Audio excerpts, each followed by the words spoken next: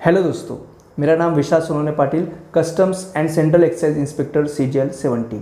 ये होकैप का जो अपना ये जो कोर्स है, इसको यदि आपको अच्छे से करना है ना, तो डिस्क्रिप्शन बॉक्स में one word substitution, idiom phrases, then Barron का लिस्ट, देन फ्रेजल वर्ब, इन चारों का PDF लिंक आपको वहाँ पे मिलेगा। तो वहाँ पे उस लिंक पे जाना है आपको और उसका क्या करना है, जेरोक्स निकाल लेना है ना। जेरोक्स यदि आपके पास रहेगा तो बहुत ही आसान रहेगा आपके लिए।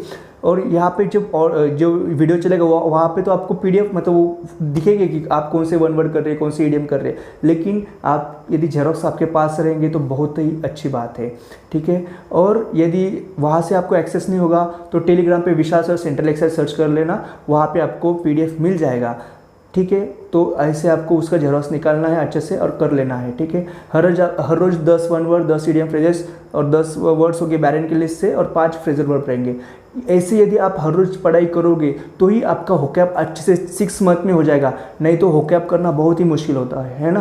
तो अच्छे से इसको होकैप करना है और फिर आपको उसको अच्छे से रिवाइज भी करना है। और शाम को 5 बजे अपने टेलीग्राम ग्रुप पे आपको एग्ज़ाम देना है आज के पर्टिकुलर होकैप का। तो ऐसे मतलब आप यहाँ पे अच्छे से होकैप पढ़ लोगे फिर एग्ज़ाम दोगे, तो ऐसे करोगे ना तो बहुत ही अच्छे से आपका होकैप होने वाला। यही बेस्ट वे है होकैप करने का, ठीक है। और यार प्लीज़, यदि आपको ये ऑडियो ये जो आएगा अभी यदि पसंद आता है ना, प्लीज़ वीडियो को लाइक, कमेंट और शेयर करना है, क्योंकि जो कमेंट्स होती है मुझे उससे पता चलता है कि मैं कितने बच्चों के लिए एफर्ट्स कर रहा हूँ, कितने स्टूडेंट्स को मैं पढ़ा रहा हूँ। तो ये बहुत ही इंपॉर्टेंट है, वीडियो को लाइक और कमेंट करना, ठीक है। फिर ऑडियो अपना स्टार्ट कर देते हैं। अभी हम अनार्की पढ़ने वाली है, ANARCHY, अनार्की। अनार्की मतलब absence of any form of political authority और गवर्नमेंट, किसी भी प्रकार के शासनीय व्यवस्था का अभाव यानी अराजकता, वही होता है अनार्की। तो देखो, जैसे सीरिया पे नहीं, ISIS ने अटैक कर दिया था। ISIS एक टेररिस्ट ऑर्गेनाइजेशन है, उसने सीरिया पे अटैक कर दिया था कुछ सालों के पहले। तो वहाँ पे अनार्की फैल चुकी थी, यानी कोई भी लॉ वगैरह कुछ भी नहीं था, है ना। तो वहाँ पे बहुत ही ख़राब स्थिति हो चुकी थी सीरिया। अभी वो थोड़ा सा वापस रूटीन पे आने की कोशिश हो रही है सीरिया में, लेकिन बहुत ही बुरी स्थिति हो चुकी थी सीरिया की। तो उसी को एनार्की बोला जाता है। वहाँ पे कोई किसी का रूल नहीं होता है, एकदम बदतर स्थिति, लॉ बिल्कुल 0% पे आ जाता है। और अनार्की वो भी होता है यदि आप टीचर हो, यदि आप एक क्लासरूम में छोटे बच्चों का, वहाँ पे कोई टीचर नहीं है, तो वहाँ पे क्या हो जाता है, अनार्की हो जाता है। बच्चे बहुत शोर करने लगते हैं, एक दूसरे को मारते भी है बहुत बार, है ना। तो वहाँ पे वो क्या हो जाता है, अनार्की हो जाता है। नेक्स्ट वर्ड है anatomy, ANATOMY, anatomy, the science of bodily structure of animals, शरीर विज्ञान, यानी शरीर का जो साइंस है, जो मतलब शरीर बॉडी स्ट्रक्चर का जो साइंस होता है उसी को एनाटॉमी बोला जाता है। एकदम ईजी वर्ड है, साइंस का वर्ड है। Anecdote, ANECDOT, anecdote, a short amusing story about something, मनोरंजक विवरण। यानी बहुत सारे देखो आपके आजू में ऐसे लोग होते हैं ना, वो एनेक्डोट बताने में बहुत माहिर होते हैं, यानी वो उनके बचपन का कुछ वैसे इंटरेस्टिंग स्टोरी आपको छोटा सा बता देंगे, है ना। उस सुन के आपको बहुत और इंटरेस्ट मतलब अच्छा लगता है, वही होता है एनेक्डोट, एक शॉर्ट अमेजिंग स्टोरी होता है कोई तो अच्छा सा। Anemometer, ANEMOMETER, ANEMOMETER, anemometer. देखो इसमें मीटर आ रहा है, तो कोई तो इंस्ट्रूमेंट जो मेजर करेगा। An instrument measuring wind speed और करंट ऑफ गैसेस, हवा की गति या गैस के बहाव को मापने का यंत्र।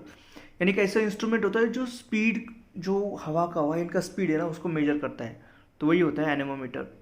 Then next word anemone, anemone, ANEMON, anemone, a plant with bright colour flowers, चमकीले फूलों वाला पौधा, है ना। एक ऐसा प्लांट है जिसके जो फ्लावर्स हैं ना बहुत ही ब्राइट, एकदम अट्रैक्टिव कलर के, है ना, ऐसे चमकीले हैं, उसी प्लांट को एनेमोन बोला जाता है।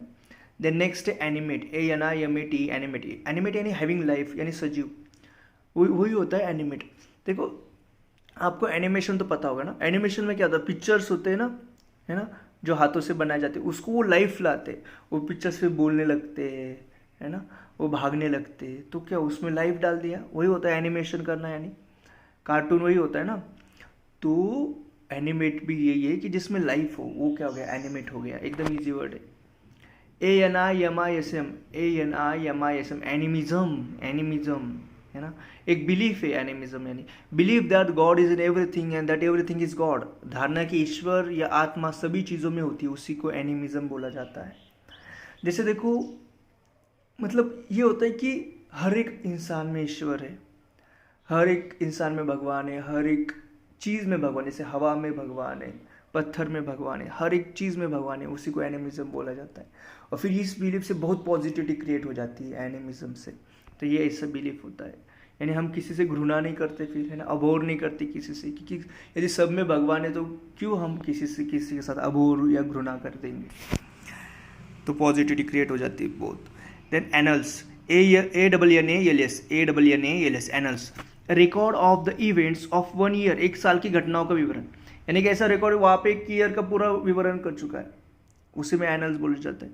जैसे देखो इसका और एक ये भी है कि 20, यदि मैंने बोला कि 20th सेंचुरी का एनल्स, यानी पूरा 20th सेंचुरी जो भी है, मतलब 1901 से लेके 1999 तक पूरा, मतलब हर साल क्या क्या चीज़ें हो चुकी है उसका उसमें नहीं, के विवरण रहेगा, वो उसमें लिखा होगा कि 1914 में ये हुआ था, 1920 में ये हुआ था, ऐसे उसमें एकदम अरेंजमेंट से लिखा होता है एनल्स में। तो एनल्स ये होता है, हिस्ट्री में बहुत इसका फ़ायदा होता है एनल्स का। देन एनहिलेट, ANNIHILAT,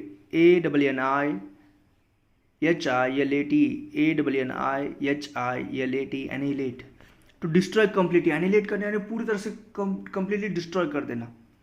जैसे देखो बॉम्ब वगैरह निकाल, जैसे अटैक करते हम किसी भी अपोजिशन, जैसे हमने पाकिस्तान पे नहीं क्या बॉम्ब वगैरह डाल दिए, तो वहाँ की चीज़ें को हम पूरा एनिलेट कर लेते हैं, है ना, वहाँ का पूरा डिस्ट्रॉय कर देते हैं, उनके बंकर वगैरह जो भी उसको डिस्ट्रॉय कर देते हैं, यानी एनिलेट कर देते हैं। फिर नेक्स्ट है annotation, ANNOTATION, annotation, comment added to a text और डायग्राम, किसी पुस्तक या तस्वीर में जुड़ी गई टिप्पणी, है ना।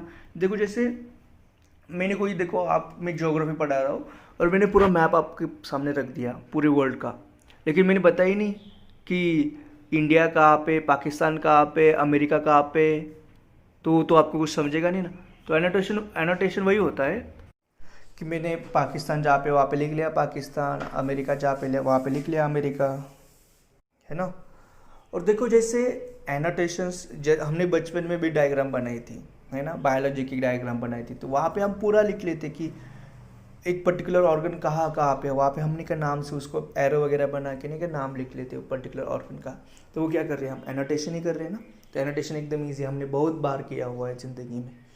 तो यही है, फिर वो 1 वर्ड हमारे ख़त्म हो चुके। अब हम करेंगे ईडियम एंड फ्रेजेस।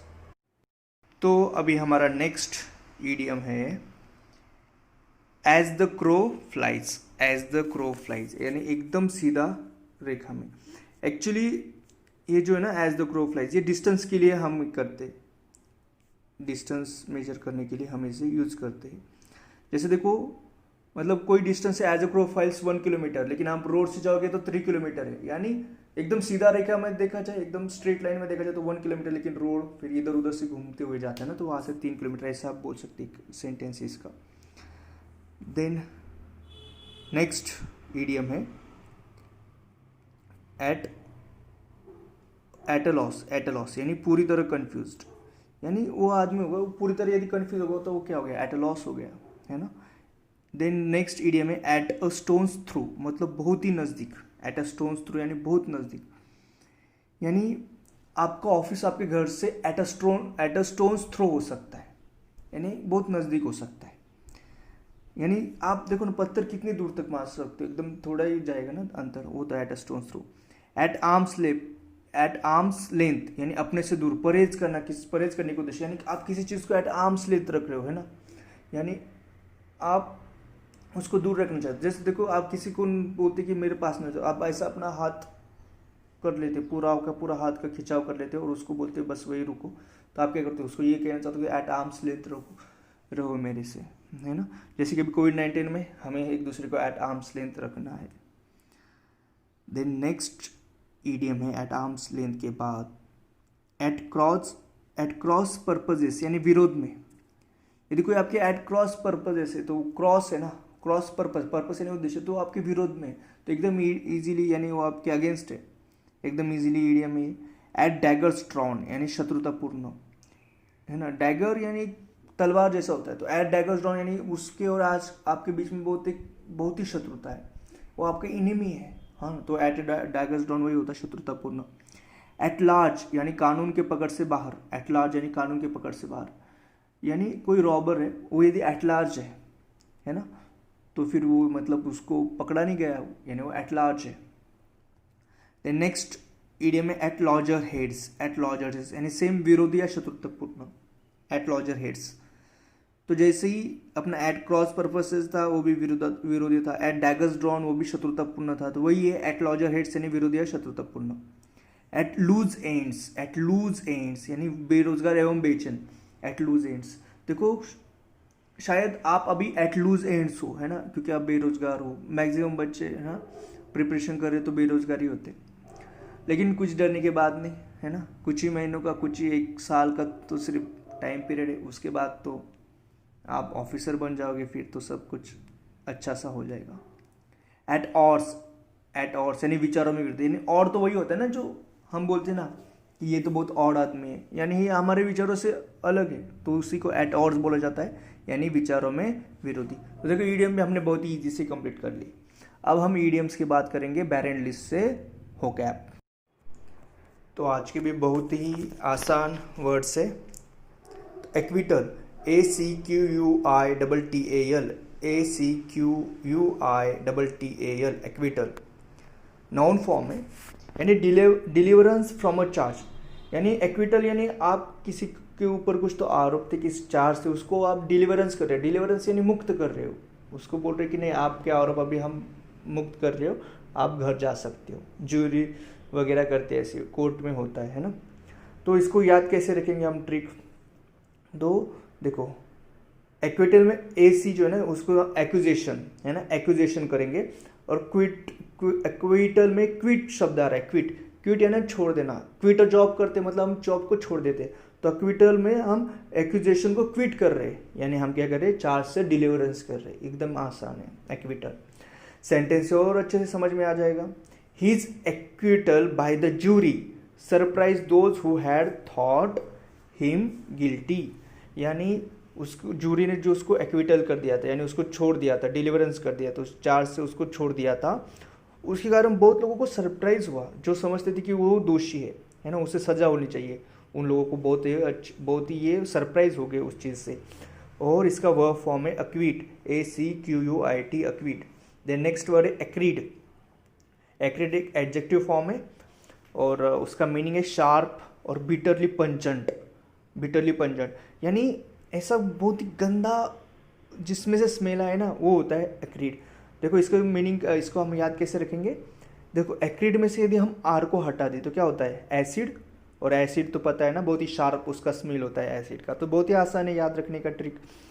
सेंटेंस देखो, the acrid order of burned gun powder, the acrid order of burned gun powder filled the room after the pistol had been fired, यानी जो गन पाउडर जो ये आप पिस्तौल फायर करते तो वहाँ उसमें जो गन पाउडर होता है ना वो बर्न हो जाता है, तो उसका जो स्मेल था वो बहुत ही एक्रीड ऑर्डर था, बहुत ही गंदा स्मेल था, उससे वो रूम पूरा भर गया उस स्मेल से, गंदे, वही होता है। ये सेंटेंस से तो और अच्छे से समझ में आ गया आपको एक्रीड। नेक्स्ट वर्ड है एक्रीमोनियस, ACRIMONIOUS, एक्रीमोनियस एक एडजेक्टिव फॉर्म है।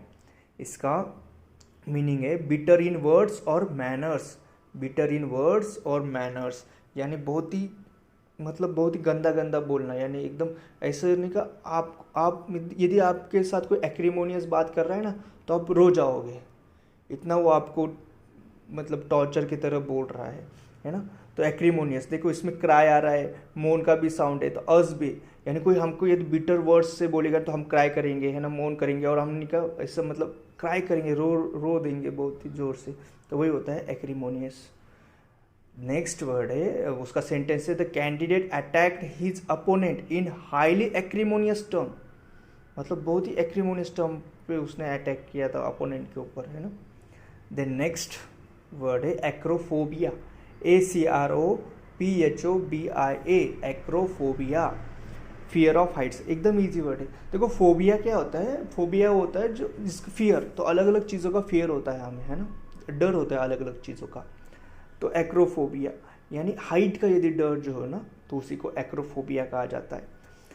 तो उसका सेंटेंस है, एक नाउन फॉर्म है एक्रोफोबिया। सेंटेंस देखो, a born salesman he could convince someone with a bad case of acrophobia to sign up for a life membership in a skydiving club. यानी एकदम जो मतलब जो जन्म से सेल्समैन हो ना, वही आदमी कर सकता है कि वो जिसको बहुत ही बड़ा एक्रोफोबिया है, उसको बहुत ही ज़्यादा डर है हाइट से, उसको भी वो स्काई डाइविंग क्लब का मेंबरशिप दे देगा, वो भी लाइफ टाइम वाला। तो ये कौन कर सकता है? वो मतलब बहुत ही बड़ा सेल्समैन ही कर सकता है, जो जन्म से ही सेल्समैन है। तो ये होता है एक्रोफोबिया, एकदम ईजी वर्ड है। एक्चुरियल ACTUARIAL एक्चुरियल, ठीक है, एक एडजेक्टिव फॉर्म है, यानी calculating pertaining to insurance statistics, यानी कैलकुलेशन से रिलेटेड होता है एक्चुरियल। देखो जैसे फैक्टोरियल होता है ना मैथ में, वो भी कैलकुलेशन से रिलेटेड, वैसे हम याद रख सकते हैं एक्चुरियल, जो भी कैलकुलेशन से रिलेटेड है। और एक्चुअरी तो पता है ना, जो आदमी इंश्योरेंस वगैरह कैलकुलेट करके देता है उसी को एक्चुअरी बोला जाता है, हमने वन वर्ड में देखा था। तो वही ये एडजेक्टिव फॉर्म आ गया उसका, एक्चुरियल। तो सेंटेंस से और अच्छे समझ में आ जाएगा। According to recent actuarial tables, life expectancy is greater today than it was a century ago. यानी जो रिसेंट एक्चुरियल टेबल्स है, उससे ये पता चला है कि लाइफ एक्सपेक्टेंसी बढ़ गया है। मतलब जो पहले 1 सेंचुरी पहले जो था ना, उससे अभी लाइफ एक्सपेक्टेंसी बढ़ गया है, क्योंकि देखो अभी हॉस्पिटल्स मेडिसिन आए ना, तो लाइफ एक्सपेक्टेंसी ऑफकोर्स बढ़ चुका है। एक्चुएट ACTUATE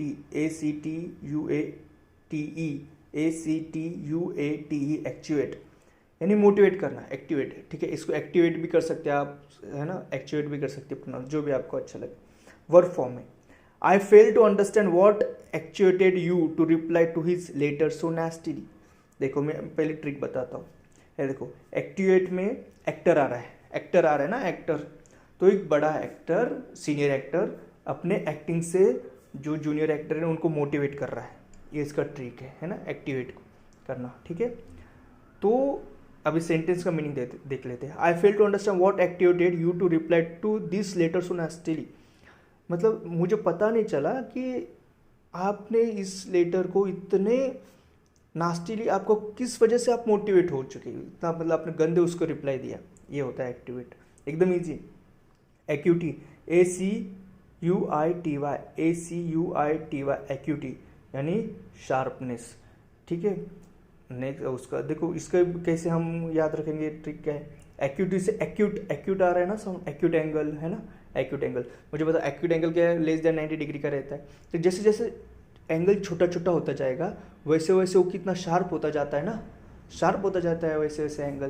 देखो उसकी जो दोनों जो लाइन जहाँ पे जुड़ती है वो वाला पॉइंट देखो, जैसे जैसे वो हम एंगल छोटा छोटा करते जाएंगे वो शार्प होता जाएगा, है ना। तो वही होता है एक्यूटी, शार्पनेस। इसका ट्रिक भी हमें अभी समझ में आ गया। सेंटेंस देखो, in time his youthful acuity of vision failed him and he needed glass. यानी कुछ के टाइम के बाद जो उसका निकम मतलब यूथफुल एक्यूटी ऑफ विजन होता है, यानी हमें बहुत अच्छे से दिखाई देता है ना, ये जो हम यूथ होते हैं तब वो फेल हो गया और फिर उसको ग्लासेस लगाना स्टार्ट करना पड़ा, है ना।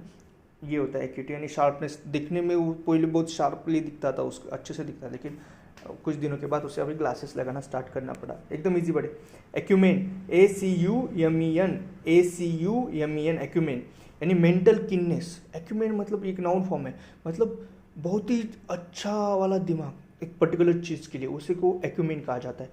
देखो सेंटेंस, एक्यूमेन में मतलब वो एक्यूरेट मैन होता है ना, वो एक्यूरेट मैन होता है, यानी उसको बहुत नॉलेज होता है उस चीज़ के बारे में, इसलिए वो एक्यूरेट मैन हो जाता है। तो एक्यूमेन होता है मेंटल किननेस की वजह से एक्यूरेट मैन बन जाएगा वो। सेंटेंस देखो, ट्रिक भी हमें अभी पता चल गया। सेंटेंस देखो, his business acumen helped him to succeed where others had failed. यानी उसको बिजनेस में इतना ना उसका मेंटल किननेस था ना, उसके वजह से वो सक्सेस उसको मिल गई, है ना। और ऑफकोर्स दूसरे फेल हो गए, क्योंकि दूसरों के पास इतना मेंटल किननेस नहीं था, दूसरे के पास इतना शार्प माइंड नहीं था, इसके जैसा शार्प एक्यूमेन नहीं था, लेकिन इसके पास था। नेक्स्ट वर्ड है एक्यूट, ACUTE एक्यूट, एक्यूट एक एडजेक्टिव फॉर्म है, यानी क्विकली परसेप्टिव, कीन, ब्रीफ एंड सेवर। तो एक्यूट तो मतलब ऐसा होता है कि एकदम से समझ में आ जाना, एक्यूट, है ना। और बहुत ही टैलेंटेड वगैरह होता है एक्यूट। और ब्रीफ और सेवर, और उसका दूसरा भी मीनिंग में यानी बहुत ही सेवर। यदि एक्यूट डिसीज़ है आपको, यानी आपको बहुत ही गंदा डिसीज़ है, मतलब आप बहुत ही ये हो गया। यदि आप एक्सीडेंट पे मतलब कोई एक्सीडेंट हो गया किसी के साथ, तो उसका पेट टूट गया है ना, तो क्या हो गया, वो सेवर हो गया ना, वो एक्यूट वहाँ पे प्रॉब्लम आ गया है ना, वो होता है एक्यूट। तो अब एग्जांपल देखो, the acute young doctor realised immediately that the gradual deterioration of her patient's once acute hearing was due to a chronic illness, not an acute one। देखो बहुत बड़ा सेंटेंस है, हम अच्छे से छोटे छोटे पार्ट करके इसको समझेंगे। देखो एक एक्यूट यंग डॉक्टर था, एक्यूट यानी क्विकली पर्सन, मतलब उसको बहुत ही समझदार, बहुत ही बुद्धिमान यंग डॉक्टर था। उसको इमीडिएटली ऐसे रियलाइज हो गया कि जो पेशेंट का जो ग्रेजुअल डिटोरेशन है ना, उसका पेशेंट्स का, जिसको वह एक टाइम पे उसको एक्यूट हियरिंग था। एक्यूट हियरिंग का मतलब एकदम बढ़िया उसका हियरिंग कैपेसिटी था, मतलब बढ़िया तरीके से नहीं कि वो सुन पाता था चीज़ें।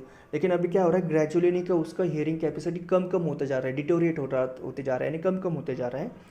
और वो क्रोनिक इलनेस के कारण है। क्रोनिक इलनेस मतलब जैसे दमा, खांसी, मतलब क्रोनिक इलनेस मतलब ऐसे ग्रेजुअली वो डेवलप हो जाता है आपके अंदर। नॉट एन एक्यूट वन, मतलब ऐसे नहीं कि एक ही दिन में उसका हियरिंग चला गया, एक ही दिन में हियरिंग चला जाता था ना, तो एक्यूट होता। लेकिन क्रोनिक यानी ग्रेजुअली वो डेवलप हो चुका है, तो डॉक्टर को ऐसे एक्यूट डॉक्टर को रियलाइज हुआ। नेक्स्ट वर्ड है एडेज, ADAGE, एडेज एक नाउन फॉर्म है और उसका मीनिंग है वाइज सेइंग या प्रोवर्ब। वाइज सेइंग या प्रोवर्ब यानी कहावत है ना, कहावत को ही एडेज कहा जाता है। तो एडेज को देखो, अभी ट्रिक याद रखते हैं हम। एडेज का मतलब एज, ठीक है। तो देखो एडेज में क्या क्या क्या आ रहा है, ऐड भी आ रहा है और एज भी आ रहा है। तो जैसे जैसे एज ऐड होता रहता है ना, यानी जो बुजुर्ग आदमी होते हैं वो बहुत ही वाइजली बातें करते हैं, है ना, और वो वाइज सेइंग करते हैं, वाइजली बातें करते हैं यानी वाइज सेइंग करते हैं। और वो उनके कन्वर्सेशन में हमेशा एडेजनी का बहुत ज़्यादा यूज़ करते हैं, यानी प्रोब ज़्यादा यूज़ करते हैं, तो उसी को फिर एडेज कहा जाता है। ये एकदम ईजीली हम अभी ट्रिक से भी याद कर लिया इस चीज़ को। There is much truth in the old adages about fools and their money, यानी एक ओल्ड एडेज में बहुत ज़्यादा ट्रूथ होता है, जो कि फूल्स और मनी के ऊपर जो ओल्ड एडेज रहते हैं ना, यानी पुरानी कहावतें रहती है ना, उसमें बहुत ज़्यादा ट्रूथ रहता है। जैसे एडेज यदि मैं आपको बताऊँ तो हाँ, पेनी सेव्ड पेनी अर्नड, यानी यदि आप पैसे को सेव कर रहे हो तो आप क्या कर रहे हो, पैसे कमा ही रहे हो ना, ये भी एक एडेज हो गया। तो ठीक है, तो ऐसे हमने अभी वोकैब भी कंप्लीट कर लिया। अब हम देखेंगे फ्रेजल वर्ब्स। ब्रेकअप अभी 26 फ्रेजल वर्ब है, यानी टू एंड और टू डिस्पर्स, टू एंड और डिस्पर्स है ना, भंग होना। एग्जाम्पल से और अच्छे से समझ में आ जाएगा।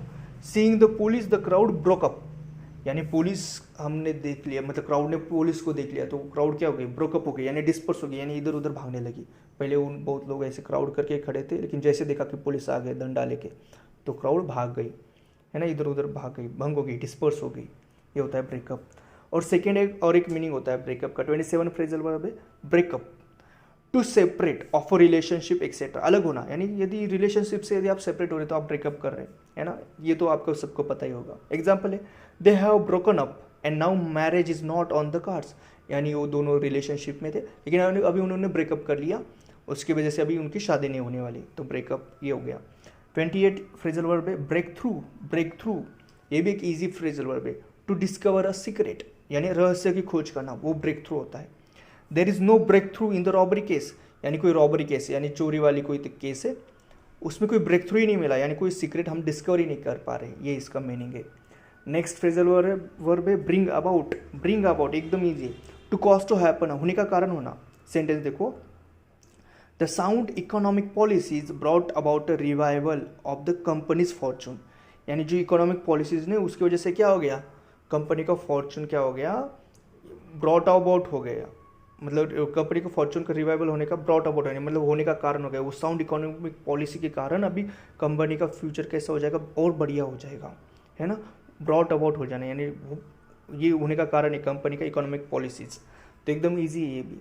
30 है ब्रिंग अलॉन्ग, यानी टू टेक समवन समथिंग, एकदम ईजी है bring along. Bring your son with you when you come here, यानी आप जब भी यहाँ पे आओ तो आपके सन को साथ में लेके आओ, तो एकदम इजी है ब्रिंग अलॉन्ग, है ना।